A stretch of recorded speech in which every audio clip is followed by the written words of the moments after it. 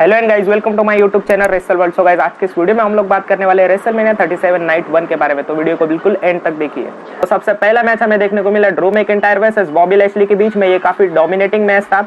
WrestleMania की पहली night में कई शानदार चीजें देखने को मिली। शो की शुरुआत में WWE चैंपियनशिप मैच देखने को मिला। दरअसल बारिश के कारण रेसलमेनिया की शुरुआत देर से देखने को मिली थी।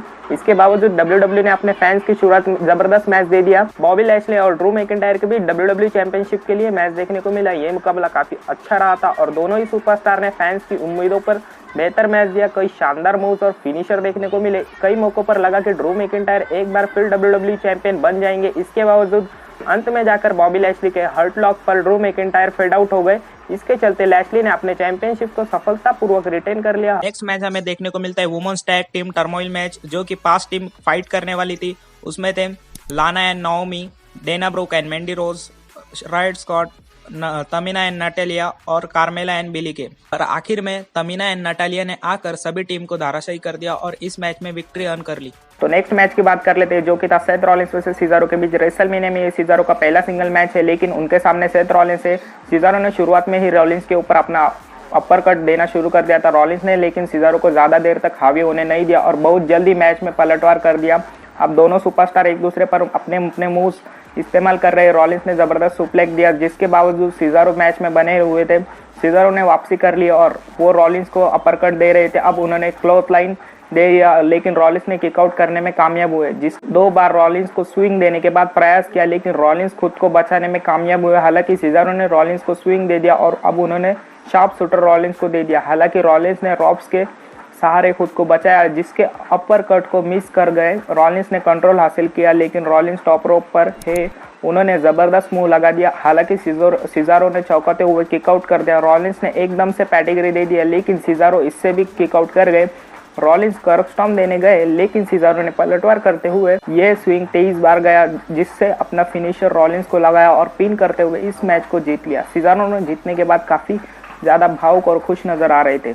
तो नेक्स्ट मैच हमें देखने को मिलता है AJ Styles and Omos versus the New Day के बीच। आईसी चैंपियन बिगी ने अपने साथी कॉफी किंगस्टन और जेवियर वुड्स के लिए स्पेशल एंट्रेंस तैयार की थी। रॉ टैग टीम चैंपियन सबसे पहले रिंग में आ गए थे। एजे स्टाइल और ओमस भी मैच के लिए आ गए थे। ओमस का ये रिंग डेब्यूट था। एजे स्टाइल और कॉफी किंगस्टन में मैच की शुरुआत कर रहे थे। कॉफी और एजे ने एक दूसरे को अर्ली पिन का प्रयास किया, लेकिन दोनों ही नाकाम हुए। न्यू डे ने पहले ओमोस और एजे स्टाइल का मजाक लगाया, लेकिन एजे स्टाइल किकआउट कर गए। स्टाइल ने ओमोस को टैग दे दिया।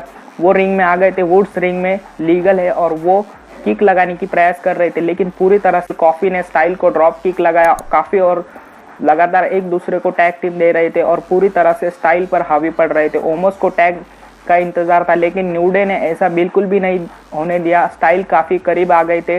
कॉफी को टैग मिल गया, लेकिन वो भी नाकाम हो गया। ओमोस ने एक साथ ही कॉफी को पटक दिया। ओमोस अकेले ही दोनों पर भारी पड़ गए और उन्होंने वुड्स को टैग देने के लिए जेवियर वुड्स ने स्टाइल को दूर कर दिया। स्टाइल को कोई चालाकी अभी तक नहीं चल रही थी। कॉफी किंगस्टन ने क्रॉस बॉडी एक ब्रेकर दे दिया। अब उन्होंने कॉफी किंगस्टन के ऊपर भी जबरदस्त मुंह लगा दिया। स्टाइल ने फिनोमिनल फोरआर्म लगा दिया। ओमोस ने जबरदस्त स्लैम कॉफी किंगस्टन को लगा लिया और उन्हें पिन करते हुए इस मैच को जीत लिया। स्टाइल और ओमोस ने नए रॉ टैग टीम चैंपियंस बन गए। इसी के साथ एजे स्टाइल ग्रैंड स्लैम चैंपियन भी बन गए। नेक्स्ट मैच हमें देखने को मिलता है Braun Strowman versus Shane McMahon के बीच। ये था steel cage match. WWE WrestleMania होने वाले स्टील केज मैच के लिए शेन मैकमैन सबसे पहले रिंग में आ गए थे। ब्रॉन स्ट्रोमन की एंट्री हो गई थी। वो गुस्से में नजर आ रहे थे। मुकाबले में पहले ही अलाइस और जैक्सन राइकर ने स्ट्रोमैन के ऊपर बुरी तरह से अटैक कर दिया था। केज के अंदर किए गए थे और शेन मैकमैन को स्टील चेयर दे दी गई थी। मैकमैन अब स्ट्रोमैन को स्टील चेयर से मार रहे थे। स्ट्रोमैन पर चेयर का पकड़ लिया, लेकिन शेन ने ब्राउन को चोटिल पर अटैक कर दिया। स्ट्रोमैन लंगड़ते हुए नजर आ रहे थे। शेन मैकमैन भी इसी का फायदा उठाने की कोशिश कर रहे थे। शेन मैकमैन ने रिंग से बाहर जाने का प्रयास किया, लेकिन ब्राउन ने उन्हें पटक दिया।